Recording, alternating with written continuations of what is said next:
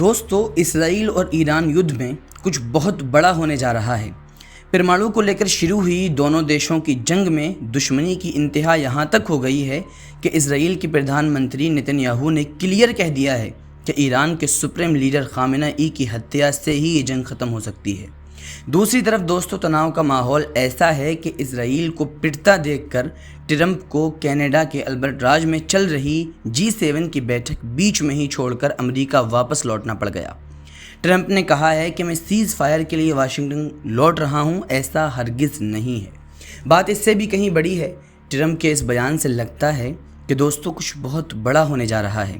اس سے پہلے ٹرمپ نے سوشل میڈیا پر لکھا کہ ایران کو پرمانو سمجھوتے پر ہستاکشر کرنے چاہیے۔ ایران نیوکلیر ہتھیار نہیں رکھ سکتا ہے، میں نے یہ بار بار کہا ہے۔ سبھی کو ترنت تہران خالی کر دینا چاہیے۔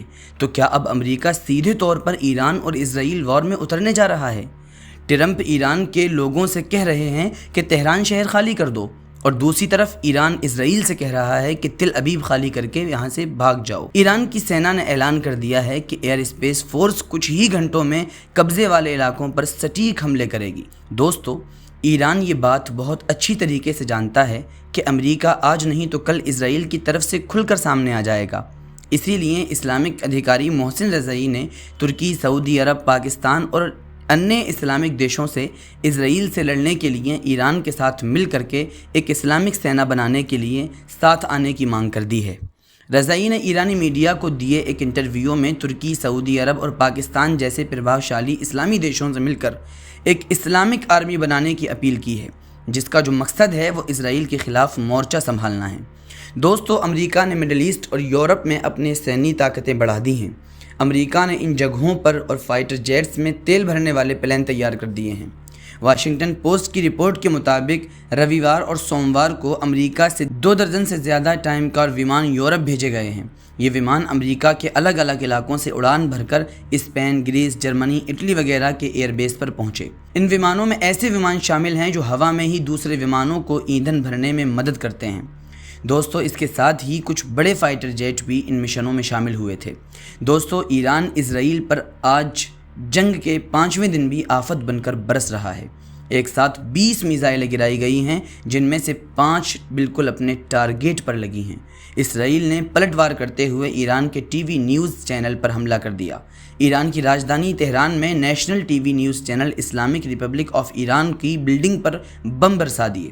جب اسرائیل نے ایران کے نیوز چینل پر بم گرائے تو اینکر نیوز پڑھ رہی تھی اور وہ یہ کہتی ہوئی سنی جا رہی تھی کہ ایران اسرائیل کے ظلم کے آگے نہیں جھکے گا، پورا ایران سرکار کے ساتھ ہے، ہم سرکار کے ساتھ کھڑے ہیں، ہم سب ایک ہیں اور اسرائیل سے لڑیں گے۔ تبھی اچانک سے بم گر جاتا ہے۔ ٹی وی اینکر کے منہ سے اللہ اکبر کی آواز سنائی دیتی ہے، پیچھے لگی ٹی وی کالی پڑ جاتی ہے، چھت سے جو ملبہ ہے وہ گرنے لگ جاتا ہے، پھر زور زور سے اللہ اکبر اس طرح کے نعرے سنائی دینے لگتے ہیں۔ دوستو، میں پھر سے کہہ رہا ہوں کہ ایران جس طرح سے اسرائیل کے تل ابیب اور دوسرے شہروں پر تابڑتوڑ حملے کر رہا ہے، اس سے بالکل کلیئر ہے کہ یہ رینتک طور پر اسرائیل سے ایران کی طاقت کو بھانپنے میں کچھ تو غلطی ہوئی ہے۔ بھلے ہی ایران امریکہ اور اسرائیل کی ملی جلی طاقت کے آگے کمزور ہے، لیکن اسرائیل کے مین سینٹرز کو کھنڈر بناتا جا رہا ہے۔ نقصان ایران کا ہو رہا ہے تو اسرائیل کے بھی پرچے اڑے ہوئے ہیں۔ دوستو، یہ خبریں بھی ہیں کہ چین کا پلین ٹرانسپورٹر تہران میں لینڈ ہوا ہے۔ خبروں میں کہا جا رہا ہے کہ اس پلین میں ایران کی مدد کے لیے اسلحہ بارود ہو سکتا ہے۔ چین کی انٹری امریکہ کو سیدھی چنوتی دے رہی ہے۔ اب 2 ہی راستے بچتے ہیں، یا تو ایران پرمانو بم نہ بنانے پر ہستاکشر کر دے، یا پھر دونوں دیش آپس میں لڑ کر اپنی طاقتوں کو تباہ و برباد کر دیں۔ ملتے ہیں اگلی رپورٹ میں، آج کے لیے بس اتنا ہی۔